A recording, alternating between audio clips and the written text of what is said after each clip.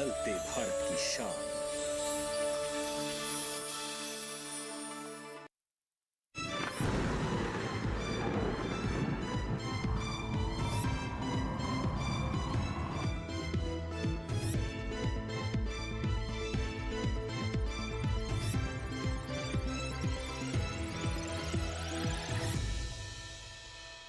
नमस्कार, दूरदर्शन किसान देख रहे हैं आप। मौसम खबर में आप सभी का बहुत स्वागत है। मैं हूं आपके साथ पुलकित शुक्ला। मौसम खबर में आज हम जानेंगे कहां होगी बारिश, कहां कैसा रहेगा तापमान का हाल, वायु गुणवत्ता कैसी रहेगी और पर्यटन स्थलों पर मौसम कैसा रहेगा। लेकिन शुरुआत करेंगे मौसम खबर में आज हम 5 बड़ी खबरों के साथ।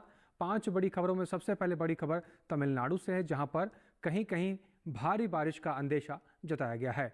तमिलनाडु के बाद डालते हैं केरल पर, जहां पर कुछ हिस्सों में खूब बरसेंगे बादल, यानी केरल के कुछ हिस्सों में खूब बारिश होने के अनुमान है। इसके साथ ही दक्षिणी कर्नाटक की अगर हम बात करते हैं तो यहाँ पर भीतरी हिस्सों में वर्षा के आसार जताए गए हैं। इसके साथ ही अंडमान और निकोबार पर नजर डालते हैं, जहाँ पर कहीं कहीं बारिश संभव है। इसके साथ ही बड़ी खबर में रायलसीमा की बात करते हैं, जहाँ पर कहीं कहीं बारिश और तेज हवाओं की संभावना जताई गई है। ये हुई आज की 5 बड़ी खबरें। अब बात करेंगे मौसम अलर्ट के बारे में। मौसम अलर्ट में हम जानते हैं कि देश के अलग अलग राज्यों में क्या अलर्ट जारी किया गया है, किस राज्यों को लेकर चेतावनी जारी की गई है, किस राज्य को लेकर कोई अलर्ट नहीं जारी किया गया है और कहां आपको सावधान रहना है। मेरे पीछे भारत का नक्शा देख रहे हैं, अलग अलग रंगों से राज्यों को दर्शाया गया है। तो सबसे पहले डालते हैं आज के अलग अलग राज्यों पर, जहाँ पर सबसे पहले हम बात करेंगे दक्षिण भारत की, जहाँ पर अगर हम बात करें रायलसीमा, तमिलनाडु, पुडुचेरी, केरल, भीतरी दक्षिण कर्नाटक, रायलसीमा और इन सब क्षेत्रों की, तो यहाँ पर कुछ क्षेत्रों में बारिश होने के अनुमान है और कुछ क्षेत्रों में तेज हवाएं चलने की संभावना है। तो यहाँ पर आपको नजर बनाए रखनी है इन क्षेत्रों के अंदर।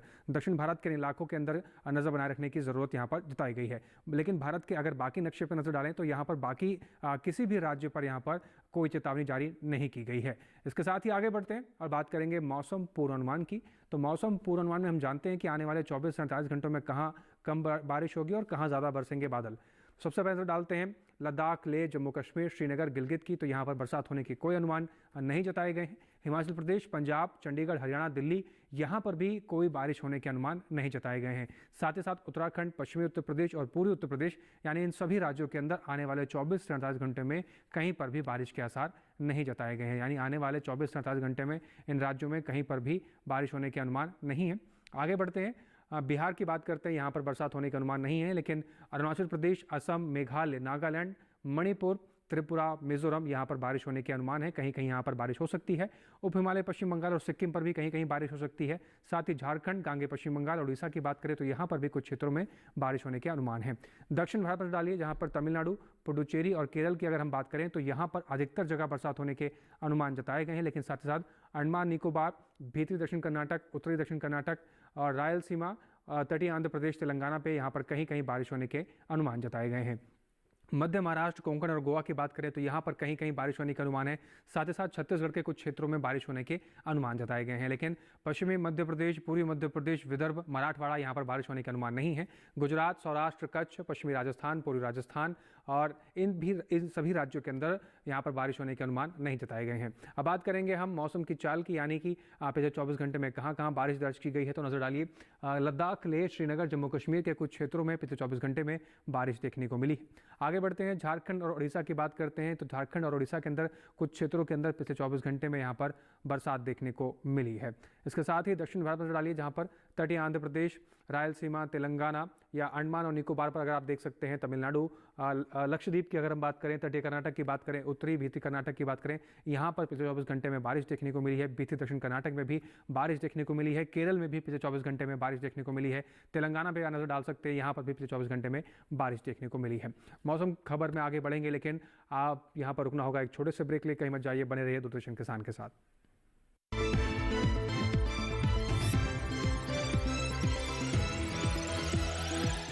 रोज सब्जी का स्वाद बढ़ाए और घर वालों का प्यार पाए, गोल्डी सब्जी मसाले। जहाँ जाए रिश्ते बनाए, गोल्डी मसाले।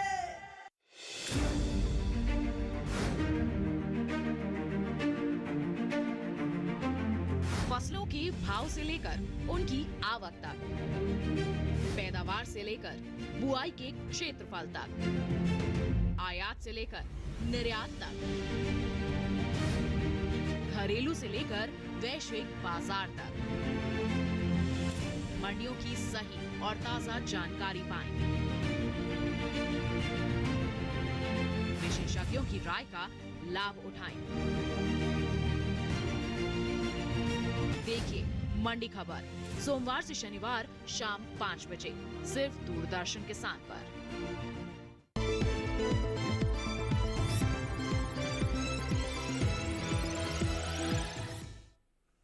चलिए ब्रेक के बाद एक बार फिर से आप सभी का बहुत स्वागत है। आप सभी देख रहे हैं मौसम खबर।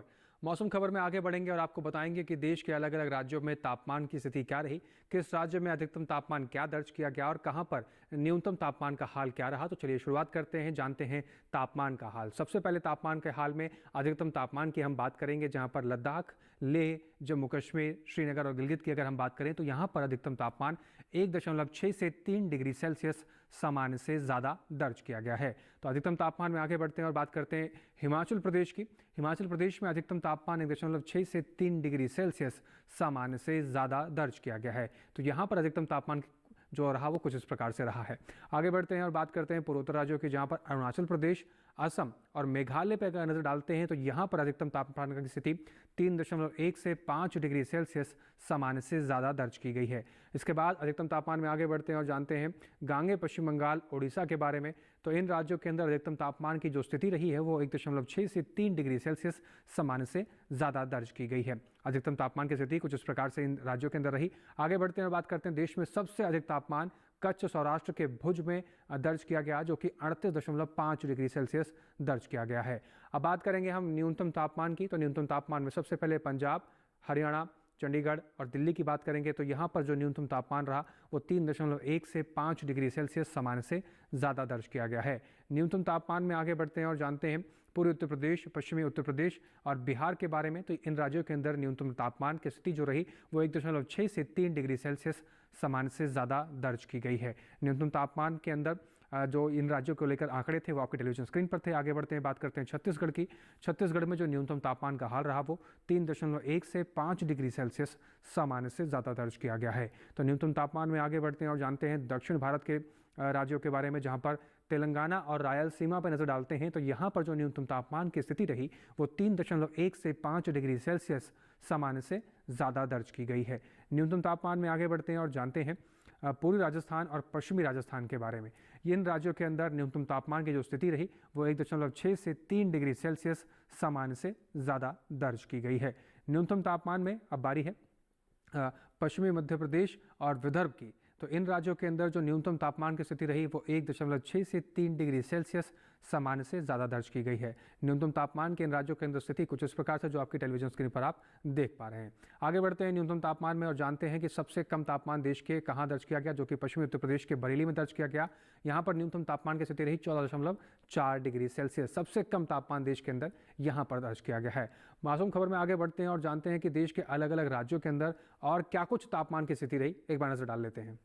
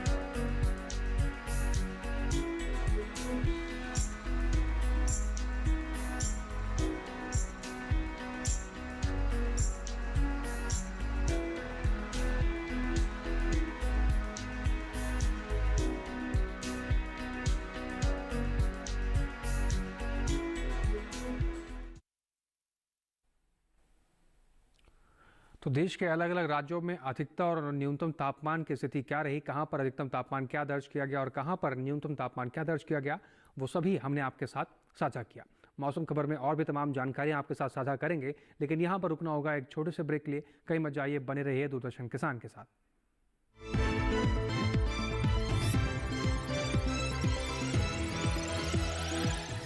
रोज रोज सब्जी का स्वाद बढ़ाए और घर वालों का प्यार पाए। गोल्डी सब्जी मसाले, जहाँ जाए रिश्ते बनाए गोल्डी मसाले।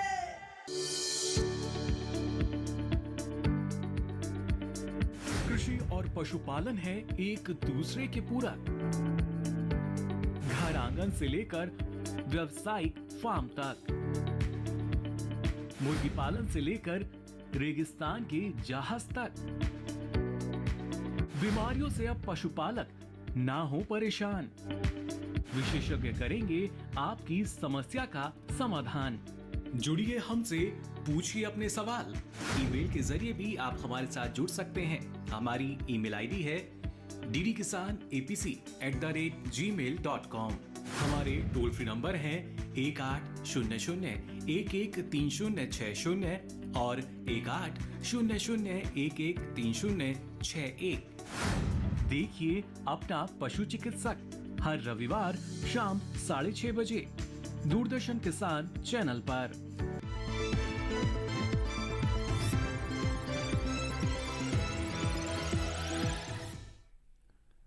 चलिए, ब्रेक के बाद एक बार फिर से आप सभी का बहुत स्वागत है। आप सभी देख रहे हैं मौसम खबर। मौसम खबर में आगे बढ़ेंगे और जानेंगे कि देश के अलग अलग राज्यों में इस समय वायु गुणवत्ता का हाल क्या है, किस राज्य में वायु गुणवत्ता किस श्रेणी में दर्ज की गई है। चलिए जानते हैं वायु गुणवत्ता का हाल। वायु गुणवत्ता में सबसे पहले हम बात करेंगे राजधानी दिल्ली की, जहां पर गुणवत्ता सूचकांक 258 दर्ज किया गया है, यानी यहाँ की जो हवा है वो थोड़े से खराब की श्रेणी में दर्ज की गई है। बात करते हैं पुणे की, गुणवत्ता सूचकांक 262 दर्ज किया गया, यानी यहाँ की भी हवा थोड़े से खराब की स्थिति में दर्ज की गई है। इसके बाद मुंबई पर नजर डालते हैं, गुणवत्ता सूचकांक 306 की श्रेणी में दर्ज किया गया, यानी यहाँ की जो हवा है वो खराब की श्रेणी में दर्ज की गई है। कोलकाता की बात करते हैं, गुणवत्ता सूचकांक 389 दर्ज किया गया है, यानी यहाँ की हवा खराब की श्रेणी में दर्ज की गई है। कोलकाता के बाद बात करते हैं लखनऊ की, गुणवत्ता सूचकांक 348 दर्ज किया गया, यहाँ की भी हवा खराब की श्रेणी में दर्ज की गई है। इसके बाद पटना पर नजर डालते हैं, गुणवत्ता सूचकांक 301 पे दर्ज किया गया है, यानी यहाँ की भी हवा थोड़े से खराब की श्रेणी में दर्ज की गई है। इसके बाद हैदराबाद की बात करते हैं, हैदराबाद में गुणवत्ता सूचकांक 73 दर्ज किया गया है, यानी हैदराबाद की जो हवा है वो अच्छे की श्रेणी में दर्ज की गई है। अहमदाबाद की बात करते हैं, गुणवत्ता सूचकांक 183 दर्ज किया गया, यानी अहमदाबाद की हवा संतोषजनक की श्रेणी में दर्ज की गई है। ये हुई वायु गुणवत्ता की बात। अब बात करेंगे पर्यटन पूर्वानुमान की, यानी आने वाले भारत के प्रमुख पर्यटन स्थलों पे आने वाले 4 दिनों में मौसम कैसा रहने वाला है। सबसे पहले जम्मू कश्मीर के गुलमर्ग की बात करते हैं। शनिवार, रविवार और सोमवार, यानी कि शुरुआत के 3 दिन यहाँ पर तेज धूप खिलती हुई नजर आ सकती है, और मंगलवार की अगर हम बात करें तो हल्के फुल्के बादल छाए रहेंगे, हल्की फुल्की धूप भी खिलती हुई नजर आ सकती है।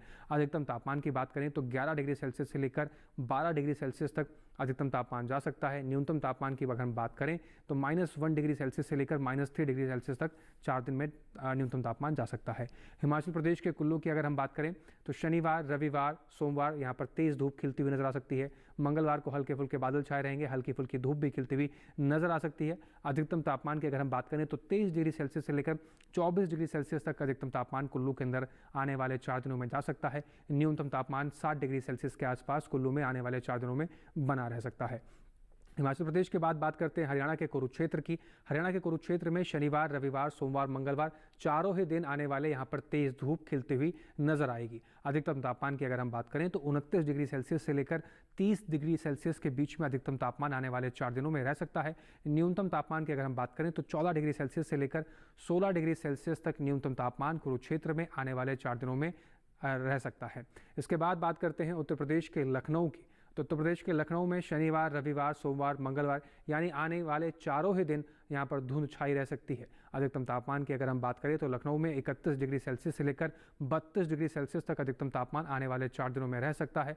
न्यूनतम तापमान की अगर हम बात करें तो 16 डिग्री सेल्सियस के आसपास न्यूनतम तापमान लखनऊ में आने वाले 4 दिनों में रह सकता है। तो लखनऊ जाने की अगर तैयारी कर रहे हैं तो उस प्रकार से मौसम के लिए तैयार रहिए। पश्चिम बंगाल के दार्जिलिंग की बात करते हैं, जहाँ पर शनिवार को यहाँ पर बारिश होने के अनुमान जताए गए हैं।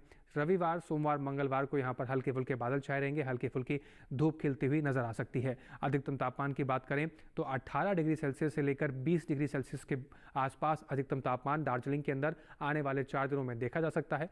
न्यूनतम तापमान की अगर हम बात करते हैं तो 10 डिग्री सेल्सियस से लेकर 12 डिग्री सेल्सियस तक न्यूनतम तापमान 4 दिनों में रह सकता है। उड़ीसा के पुरी की बात करते हैं, जहां पर शनिवार को हल्के फुल्के बादल छाए रहेंगे, हल्की फुल्की धूप खिलती हुई नजर आ सकती है। रविवार को तेज धूप रहेगी, सोमवार को फिर से हल्के फुल्के बादल छाए रहेंगे, हल्की फुल्की धूप खिलेगी, लेकिन मंगलवार को फिर से यहाँ पर तेज धूप खिलती हुई नजर आ सकती है। अधिकतम तापमान की बात करें तो पुरी में चारों ही दिन 31 डिग्री सेल्सियस के आसपास अधिकतम तापमान रहेगा। न्यूनतम तापमान की अगर हम बात करें तो 24 डिग्री सेल्सियस से लेकर 26 डिग्री सेल्सियस के आसपास न्यूनतम तापमान आने वाले 4 दिनों में रह सकता है। अरुणाचल प्रदेश के तवांग की बात करते हैं, शनिवार, रविवार, सोमवार, मंगलवार आने वाले चारों ही दिन हल्के फुल्के बादल छाए रहेंगे, हल्की फुल्की धूप खिलती हुई नजर आ सकती है। तवांग में अधिकतम तापमान की बात करें तो 15 डिग्री सेल्सियस से लेकर 18 डिग्री सेल्सियस तक अधिकतम तापमान आने वाले 4 दिनों में जा सकता है। न्यूनतम तापमान की अगर हम बात करें तो 5 डिग्री सेल्सियस के आसपास न्यूनतम तापमान तवांग में आने वाले चारों ही दिन यहां पर बना रह सकता है। इसके बाद बात करते हैं गुजरात के अहमदाबाद की। गुजरात के अहमदाबाद में शनिवार, रविवार, सोमवार, मंगलवार चारों ही दिन यहां पर तेज धूप खिलती हुई नजर आ सकती है। अधिकतम तापमान की बात करें तो 36 डिग्री सेल्सियस से लेकर 37 डिग्री सेल्सियस तक अधिकतम तापमान अहमदाबाद में आने वाले 4 दिनों में जा सकता है। वहीं न्यूनतम तापमान की अगर हम बात करें तो 20 डिग्री सेल्सियस से लेकर 21 डिग्री सेल्सियस के आसपास न्यूनतम तापमान अहमदाबाद में आने वाले 4 दिनों में जा सकता है। इसके बाद बात करेंगे राजस्थान के जैसलमेर की। जैसलमेर के अंदर भी शनिवार, रविवार, सोमवार, मंगलवार यानी कि आने वाले 4 दिन तेज धूप खिलती हुई नजर आ सकती है। अधिकतम तापमान की बात करें तो 32 डिग्री सेल्सियस से लेकर 34 डिग्री सेल्सियस के आसपास आने वाले 4 दिनों में अधिकतम तापमान जैसलमेर में देखा जा सकता है। न्यूनतम तापमान की बात करें तो 19 डिग्री सेल्सियस से लेकर 21 डिग्री सेल्सियस के आसपास जैसलमेर में आने वाले 4 दिनों में तापमान रह सकता है। इसके बाद बात करते हैं मध्य प्रदेश के खजुराहो की। खजुराहो में शनिवार, रविवार, सोमवार, मंगलवार आने वाले चारों ही दिन यहाँ पर धुंध छाई रह सकती है। अधिकतम तापमान की बात करें तो 32 डिग्री सेल्सियस से लेकर 33 डिग्री सेल्सियस तक अधिकतम तापमान खजुराहो में आने वाले 4 दिनों में देखा जा सकता है। न्यूनतम तापमान की अगर हम बात करें तो खजुराहो में न्यूनतम तापमान आने वाले चारों दिन में 15 डिग्री सेल्सियस के आसपास रह सकता है। खजुराहो घूमने की अगर आप तैयारी कर रहे हैं तो कुछ इस प्रकार से मौसम के लिए आप तैयार रहिए। मौसम खबर में आगे बढ़ेंगे और बात करेंगे अब खेती किसानी की। तो ये समय नई फसलों की बुआई का शुरू हो चुका है। कई किसान नई फसल की बुआई कर रहे हैं और ऐसे में नई फसलों की बुआई किस प्रकार से करनी है, इसमें कृषि विशेषज्ञों की सलाह से अगर आप मदद लेते हैं तो आप बेहतर फसल यहाँ पर ले सकते हैं, बेहतर पैदावार ले सकते हैं। आज कृषि विशेषज्ञों की सलाह उत्तराखंड और असम के किसानों के लिए क्या कुछ है, आइए नजर डाल लेते हैं। मौसम को ध्यान में रखते हुए उत्तराखंड के किसान मेथी की बुआई कर लें। यहाँ के किसान अभी के समय चना और मसूर की बुआई भी कर सकते हैं। उत्तराखंड में गेहूं और सरसों की बुआई भी कर लें किसान। उत्तराखंड में आलू की बुआई करें, साथ ही यहाँ के किसान मटर की बुआई जारी रखें। उत्तराखंड के किसान कटे हुए धान की मड़ाई कर लें, साथ ही यहाँ के किसान अभी के समय तिल की कटाई का काम कर सकते हैं। उत्तराखंड में किसान प्याज की फसल में हाथ से निराई गुड़ाई करें, साथ ही लहसुन की फसल में भी निराई गुड़ाई कर लें। यदि फसल में किसी प्रकार का संक्रमण दिखाई दे तो विशेषज्ञों की सलाह से कीटनाशक का छिड़काव करें। बात करें असम की तो यहाँ के किसान तिल की कटाई का काम कर सकते हैं। असम में सरसों, रबी मक्का और रबी दलहन की बुआई के लिए खेत तैयार करें। साथ ही असम में आलू की रोपाई कर लें किसान। इसके अलावा यहाँ के किसान टमाटर की खेती के लिए पंजाब छुआरा, पंजाब केसरी, पूसा रूबी, अर्का आभा, अर्का आलोक, BT1 जैसी किस्मों का चुनाव करें। साथ ही खेत में उचित जल निकासी का खास ख्याल रखें। तो ये तो बात हुई असम और उत्तराखंड के किसानों को लेकर, लेकिन भारत के बाकी राज्यों को किसानों को क्या फॉलो करना है, क्या सलाह है, उनके लिए बता रहे हैं भारत मौसम विज्ञान विभाग के वैज्ञानिक डॉक्टर आशुतोष मिश्रा जी। आइए सुनते हैं। दक्षिण केरल में किसान भाइयों को अदरक, धान, केले और सब्जियों के खेतों में जल निकासी की उचित व्यवस्था करने की सलाह दी जाती है। साथ ही नारियल के बगीचों में पौध सुरक्षा उपाय स्थगित करने की सलाह भी दी जा रही है। केरल क्षेत्र में केले और टमाटर के पौधों को सहारा प्रदान करने की सलाह भी दी जा रही है। आंध्र प्रदेश में अरंडी की कटाई जारी रखें। धान की नर्सरी की बुआई तथा मूंग, उड़द, मूंगफली और मक्के की बुआई भी करने की सलाह दी जा रही है। इसी तरह से तेलंगाना में परिपक्व सोयाबीन की कटाई जारी रखी जा सकती है। साथ ही मूंगफली, मक्का, ज्वार, मूंग, उड़द, अरहर और सरसों की बुआई करने की सलाह भी दी जाती है। कर्नाटक में मक्का, बाजरा, मूंगफली तथा जल्दी बोई गई सूरजमुखी की फसल की कटाई भी कर सकते हैं। महाराष्ट्र में दक्षिण मध्य महाराष्ट्र और कोंकण में हल्की बारिश की संभावना को देखते हुए कटे हुए धान और रागी की फसलों को सुरक्षित स्थानों पर रख दें। महाराष्ट्र के अन्य क्षेत्रों में परिपक्व खरीफ की फसलों की कटाई जारी रखें। पंजाब में अगैती बुआई वाली परिपक्व धान की फसल की कटाई और कपास की तुड़ाई कर सकते हैं। हरियाणा में परिपक्व धान की कटाई एवं देसी कपास की तुड़ाई भी की जा सकती है। गुजरात में परिपक्व सोयाबीन, तिल, मूंग, उड़द, मूंगफली और धान की कटाई जारी रखें। मध्य प्रदेश में सरसों, मटर, मूली, मेथी, पालक, धनिया एवं सलजम की उन्नत किस्मों की बुआई एवं आलू की रुपाई कर सकते हैं। छत्तीसगढ़ में परिपक्व धान की कटाई कर सकते हैं। इसके साथ साथ चना, अलसी, मूंग, उड़द, तोरिया, सूरजमुखी एवं 4 फसलों की बुआई के लिए खेत तैयार करके बुआई भी प्रारंभ कर सकते हैं। तो कृषि विशेषज्ञों की सलाह से अपनी फसलों की अगर आप देखभाल करते हैं तो जाहिर तौर पर आप बेहतर पैदावार ले सकते हैं और मुनाफा भी कमा सकते हैं। इसके साथ आगे बढ़ते हैं और बात करेंगे आज की फसल की। तो कौन सी फसल किस समय लगाई जाए, अगर इसका विशेष रूप से ध्यान रखा जाए तो किसान भाई बेहतर तरीके से यहाँ पर फ़ायदा लेंगे और ज़्यादा मुनाफा भी कमा सकते हैं।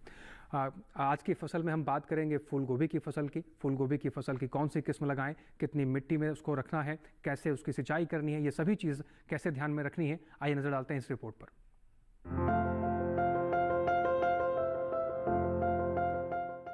किसान इस समय खेतों में फूल गोभी की बुआई कर सकते हैं। फूल गोभी की पूसा मेघना और पूसा कार्तिक संकर किस्मों की बुआई इस समय की जा सकती है। पूसा मेघना दिल्ली और हरियाणा के लिए काफी अच्छी रहती है। इस किस्म की 1 हेक्टेयर में 125 क्विंटल तक फसल ली जा सकती है। पूसा मेघना का आकार मध्यम होता है। इसमें हरे डंठल होते हैं और पूरे किनारे वाली पत्तियां होती हैं। इसके फूल का रंग सफेद होता है। वहीं पूसा कार्तिक संकर की बुआई पंजाब, उत्तर प्रदेश, बिहार, झारखंड, पश्चिम बंगाल और असम में की जा सकती है। इस किस्म की 1 हेक्टेयर में 149 क्विंटल तक की पैदावार ली जा सकती है। इसका आकार मध्यम, फूल सफेद और वजन 475 ग्राम तक होता है। बुआई से पहले खेत को अच्छी तरह जोतकर समतल जरूर कर लें। बुआई करते समय पौध से पौध की दूरी 45 सेंटीमीटर और कतार से कतार की दूरी 30 सेंटीमीटर रखें। 1 हेक्टेयर के लिए 400 से 500 ग्राम बीज काफी रहेंगे। फूल गोभी को अधिक खाद और उर्वरक की जरूरत होती है। जब पौध 4 से 6 हफ्ते की हो जाए तो उनकी रोपाई कर लें। रोपाई के तुरंत बाद और फिर 7 से 10 दिन के अंतराल पर सिंचाई करें। इसके अलावा खरपतवार पर काबू पाने के लिए महीने में 2 बार निराई जरूर करें। ऐसा करने से फसल अच्छी होगी। फसल को सुंडी और हीरक पतंगा से बचाने के लिए स्पाइनोसैट दवा की 2 मिलीलीटर यानी 2 छोटे चम्मच मात्रा को 10 लीटर पानी में मिलाकर छिड़काव करें। इसके अलावा रस चूसने वाले कीटों की रोकथाम के लिए थायोमेथेक्साम की 2 ग्राम मात्रा यानी 1 छोटा चम्मच को 10 लीटर पानी में मिलाकर छिड़काव करें। ध्यान रखें कि जहां कीटों का अधिक प्रकोप हो, सिर्फ वहीं दवा का छिड़काव विशेषज्ञों की सलाह से करें। इससे लागत में भी कमी आएगी और पर्यावरण और सेहत को भी नुकसान कम होगा। तो अगर आप फूल गोभी की बुआई करने जा रहे हैं तो इन सभी चीज़ों का विशेष रूप से ध्यान रखिए। मौसम खबर में दिखाई गई सभी जानकारियों को आप डीडी किसान के YouTube चैनल पर भी देख सकते हैं। आपको करना बस इतना है कि डीडी टेलीविजन स्क्रीन पर दिखाए जा रहे QR कोड को स्कैन कर आप सीधा डीडी किसान के YouTube चैनल पर पहुंच सकते हैं और मौसम खबर में दिखाई गई सभी जानकारियों को कहीं पर भी किसी भी वक्त बैठकर देख सकते हैं। हम उम्मीद करते हैं कि मौसम खबर में दिखाई गई सभी जानकारियां आपके काम आ रही होगी और उनसे आपको मदद भी मिल रही होगी। आज के इस मौसम खबर में फिलहाल इतना ही। मुझे दीजिए इजाज़त। देखते रहिए दूरदर्शन किसान। नमस्कार।